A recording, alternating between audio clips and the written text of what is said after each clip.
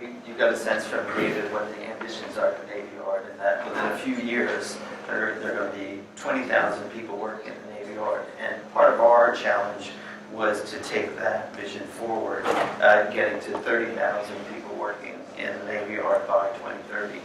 And so there are limits to where you can put those jobs. And not only that, but there's a real desire to ensure that those jobs at the Navy Yard are going to be in that sort of wide area of green manufacturing or industrial jobs. And so what we wound up spending a lot of time thinking about was, what are the vertical manufacturing buildings of the future? It was a great challenge, and obviously they're amazing buildings like David Belt's been working on, but they have limitations in terms of how much growth you can get in there. And the site has its challenges. It was really affected by Hurricane Sandy. So when you look at how we began to develop designs, there were certain parameters that we had to deal with, flooding being one of them, which the WeWork building has said, and the Rudin building has done an amazing job addressing as well. So thinking about elevating the buildings was a key constraint that we had to deal with.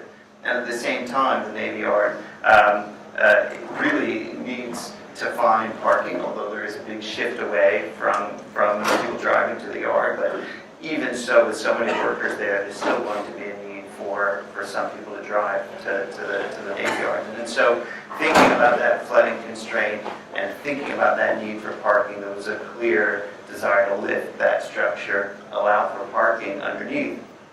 And then clearly there's still a strong need for optimizing, loading, and servicing to the building.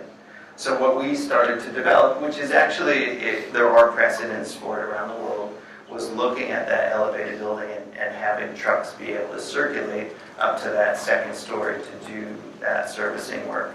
And you'll find buildings doing that in Hong Kong and other places in Asia. You are also starting to find that happening more and more in the U.S. Companies like Prologis and Innova have been exploring that and starting to build that out. So immediately the constraints of the site were starting to shape the way we were thinking about this new type of vertical manufacturing building. So those are all, and thinking about daylighting and ventilation, those basic things, those were basic constraints. But then layering onto that all of the aspirational things that the Navy are striving to do. So really looking at that first story as something that would be a kind of extra large space. We set that out in the vision as a 40-story clearance, partly because of what's happening in this world of tech meets fabrication and prototyping. There may be needs to look at fabrication at a larger scale. If not, you can build mezzanines into that space. So one of the key aspirations was to see that extra large space, and then moving up from there, allowing for different size companies. And one of the things that makes the Navy Yard so special is that a company can come there and it can grow there. And it's very hard to do that in Brooklyn, the way you get an industrial building here and there, to have a kind of landlord that can facilitate that growth from a 2-person company up to a 100 or 200-person company. And so these buildings, or a collection of new buildings, can facilitate that kind of growth within it. So I think that those aspects of responding to the challenges of the site, but also looking at the way the Navy Yard can accommodate startups and young companies, and looking at the different kinds of tech fabrication, prototyping work that's coming out, we really had a great time doing the research and putting together these different models.